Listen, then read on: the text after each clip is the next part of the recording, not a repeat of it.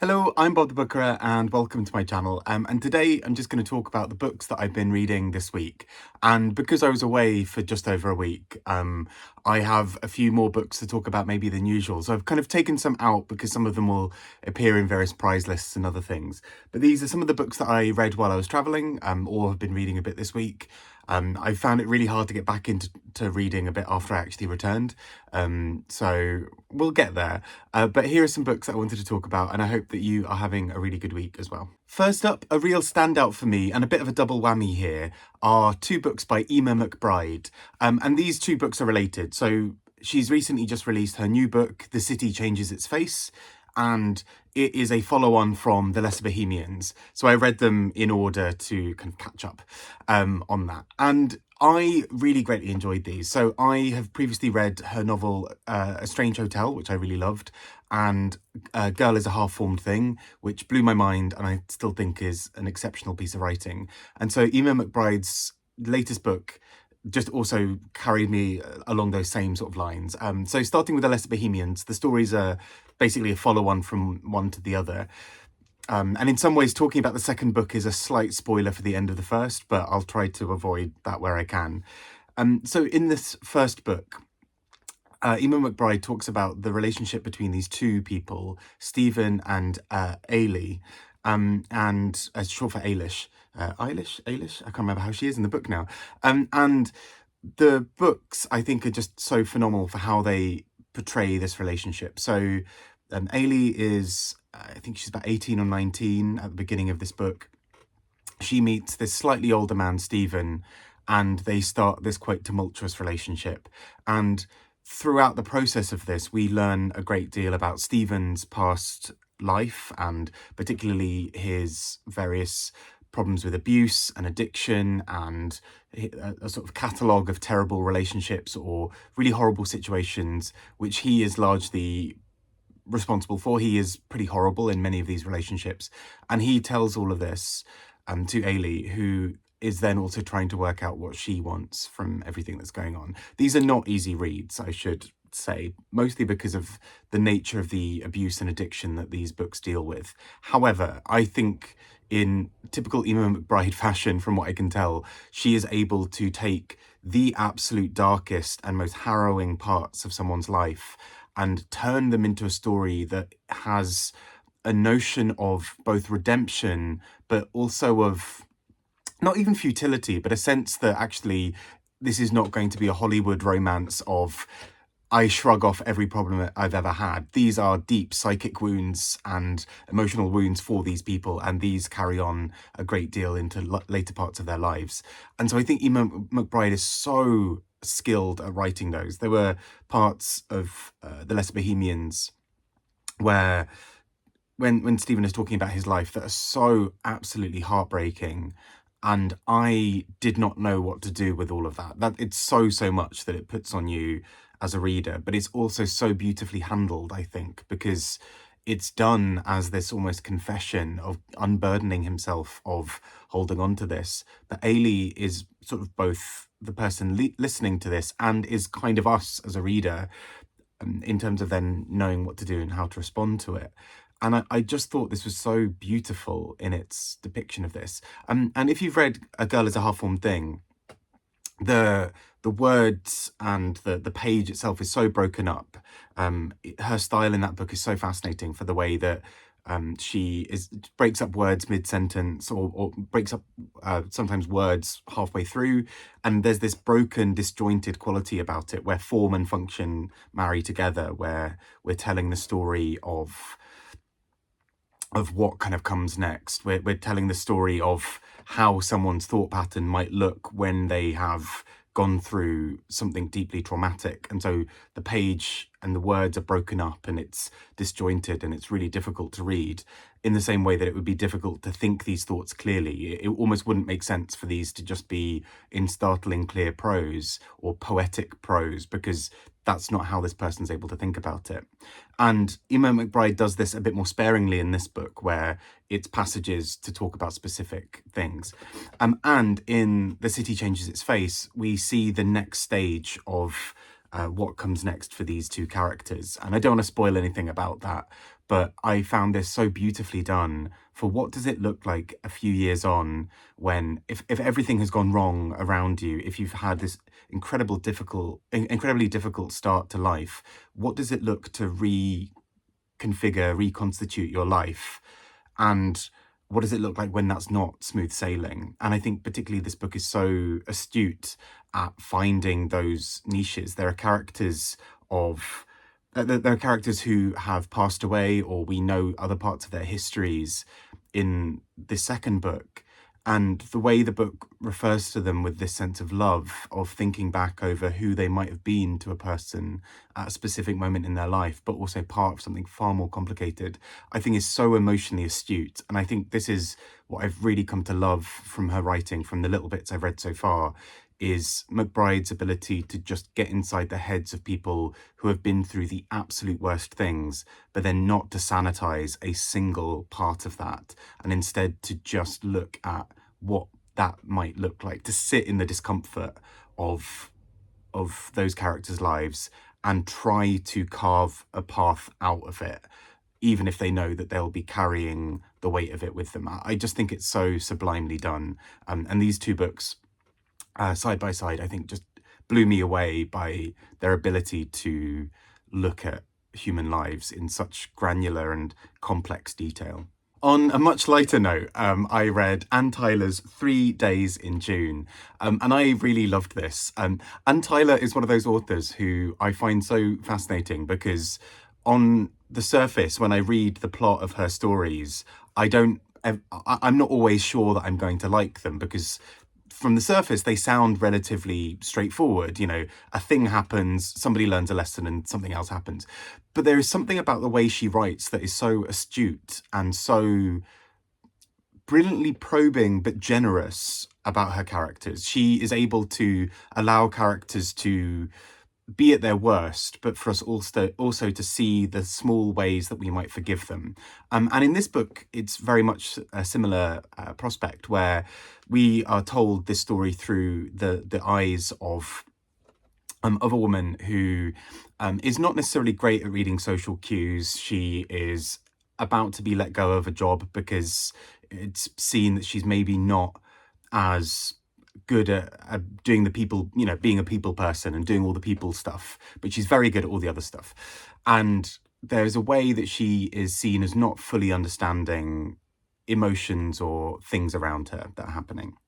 And in the midst of this, her daughter is getting married, and they are doing all of the rehearsals, all of the pre-marriage things.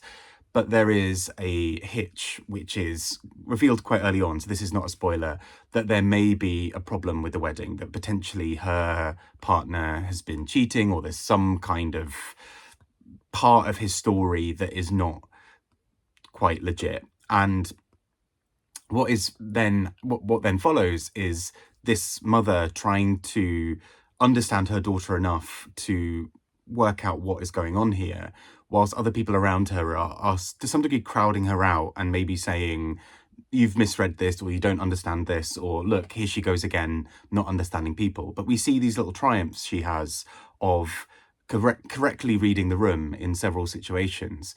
And there is something just so tender about the way that Anne Tyler writes that I find so captivating.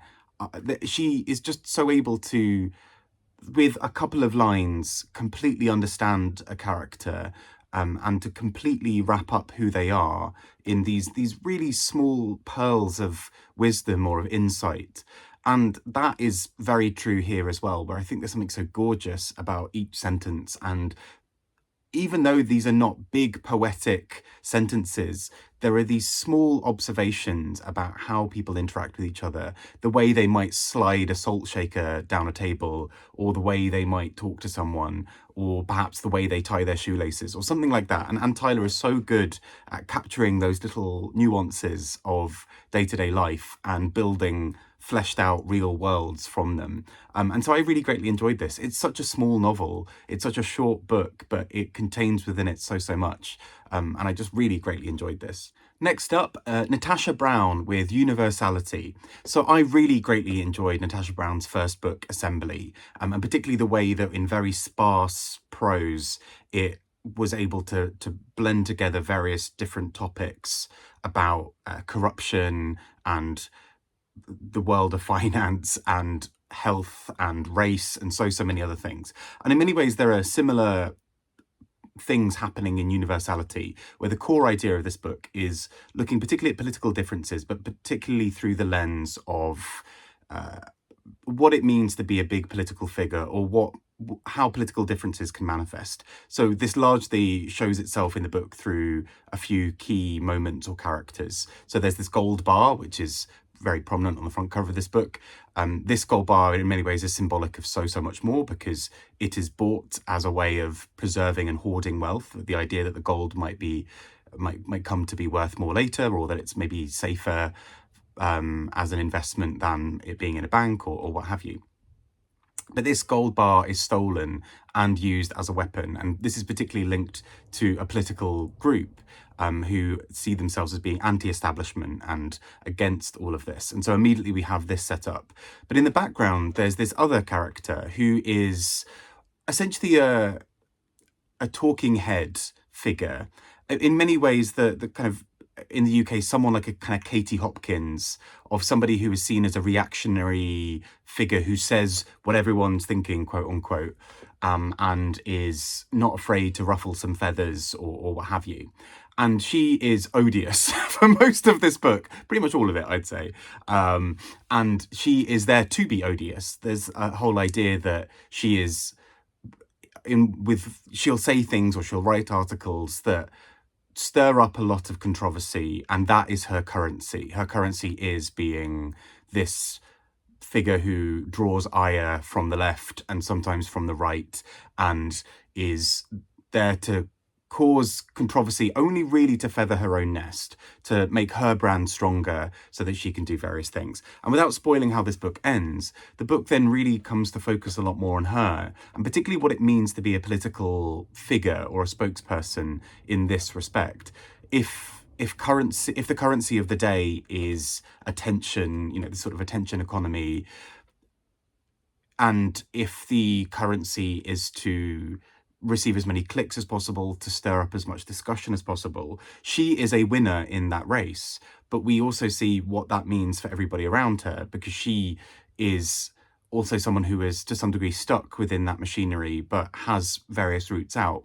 And I found her really fascinating as a character, because particularly the way this book goes towards the end, of this idea of what does it look like if she starts to shift opinions? Is that seen as controversial in its own right, that she is able to flit between political issues and not care about particularly where she lands? And so she's quite fascinating as a figure. I don't know necessarily if all of those points of the book always hung together in the way that I wanted them to, but I think there's something really interesting going on here about the way that we have a book that sets up a sort of left versus right, or a kind of wealth versus, or capitalism and wealth versus anti-establishment figures who are more potentially working class. But then having a third person who is able to harvest the outrage from both sides to feather her own nest and have a career.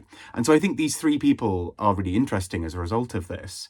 And I was a little, in some ways, confused by the ending, but I think to some degree that is almost maybe the point of this book, that it shows that characters like this spokesperson or this journalist can be confusing, polarizing figures because of the way that they are able to shapeshift, the way that they are allowed to occupy these different places.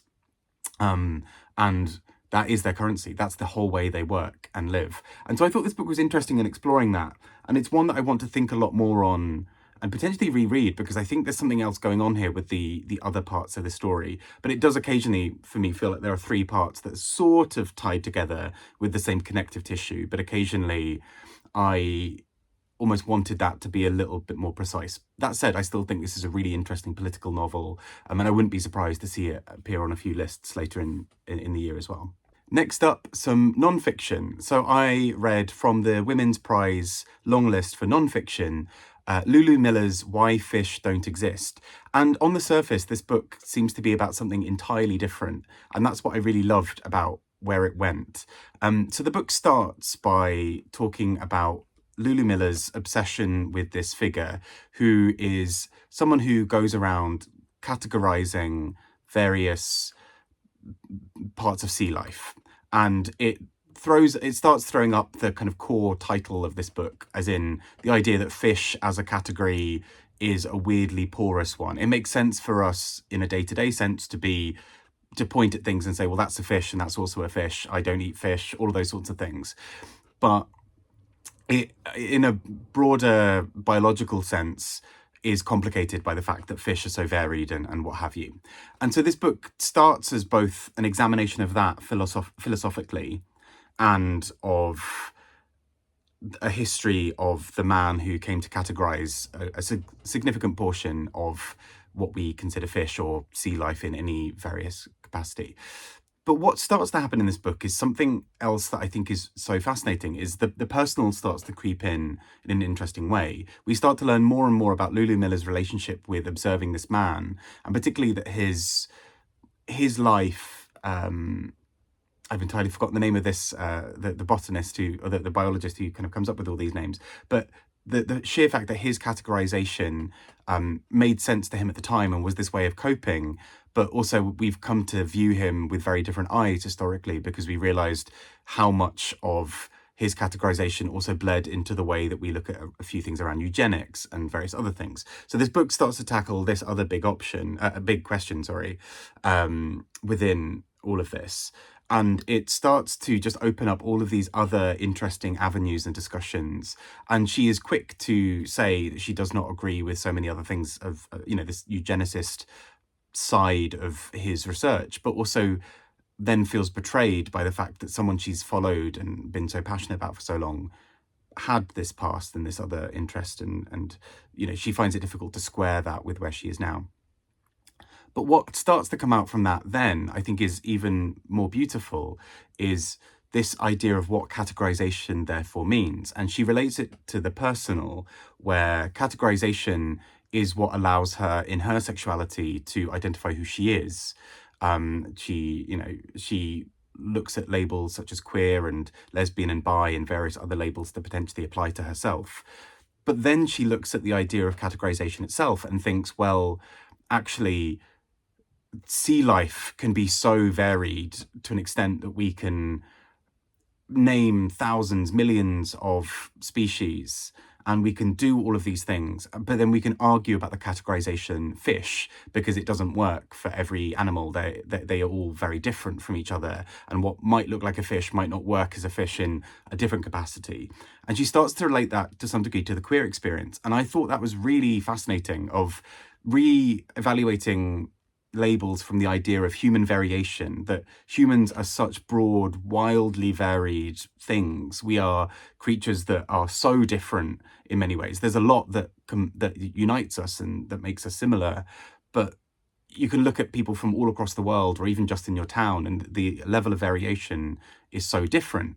And she starts to make the argument that if we can look at the wonder that comes from looking at nature and seeing all the variation there and all the differences and the ways that these categories are amorphous and strange and don't quite fit, why don't we do that for parts of the human experience where we seem very keen to be those people labeling and putting people into certain boxes, but actually there is something much broader going on. And I thought that was the real emotional weight of this book, as well as her talking about a lot of her own personal life within this in such a beautiful, fascinating way. So I just thought this was a book that on the surface sounds like it's dealing with too many ideas, but actually I found them so beautifully crystallized all together.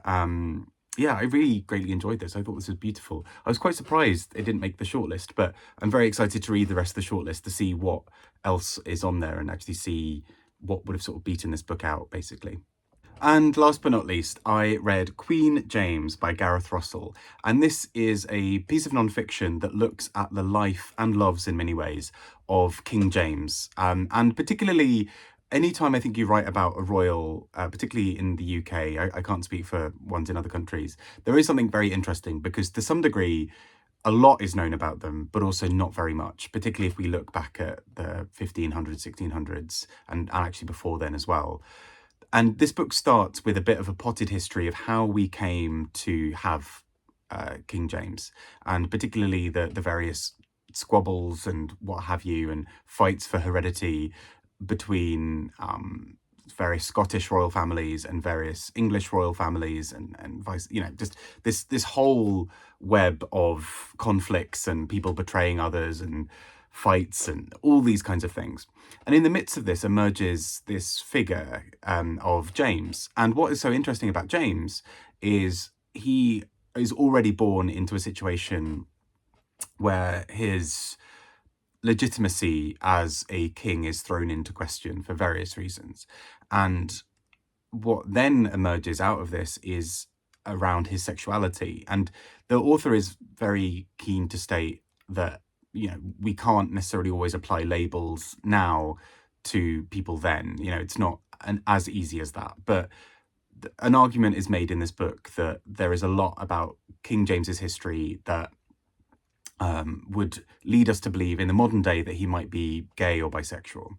And the book then uses that to talk about something in quite a fascinating way, I think. Not only exploring the history of what that looked like and, the various lovers he had, the various ways that he was incredibly bold about showing that love in a way that was incredibly risky for the time. So, having male lovers at court who he would then publicly embrace and kiss and all these other things.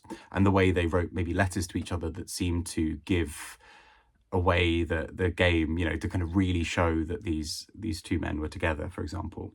But it then starts to look at the idea of what it looks like to be a gay monarch, particularly in a time where your heredity is already particularly thrown into question. So what does it mean if you are seen as a gay king, particularly coming in after a sort of the Tudors and sort of coming in at a time where the idea of having your heir is so important, particularly when the country is trying to get used to you and you've maybe also got something that shows you as different and maybe as quote unquote weak. And what that then also means more broadly. So if the nation is trying to unite under someone and there are suspicions of them being gay, how does that affect the public's perception of the monarchy? How does it play into the hands of people who would try to depose you or murder you or whatever, because all of those people now have extra ammunition. And so I think it paints this really interesting portrait of a man living in relative precarity because